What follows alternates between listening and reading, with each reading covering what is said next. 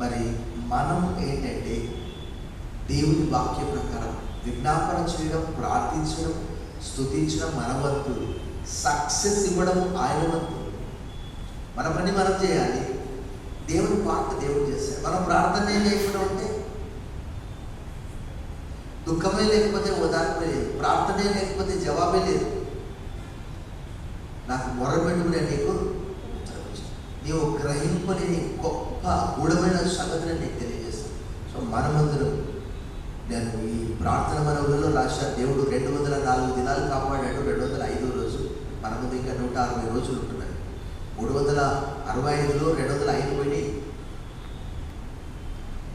తర్వాత దేవుడు 6 మాసాలు కాపాడాడు మనందరినీ. కొన్ని దుఃఖకరమైన సంఘటనలు కూడా జరిగాయి. మరి వృద్ధురాలు రాహేలమ్మ నిద్రించింది గత శుక్రవారం.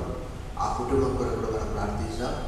వారి కుమార్తె కామేశ్వరి ఇక్కడ కూర్చుంటుంది, వారి కొరకు, వారి పిల్లల కొరకు కూడా ప్రార్థించాం.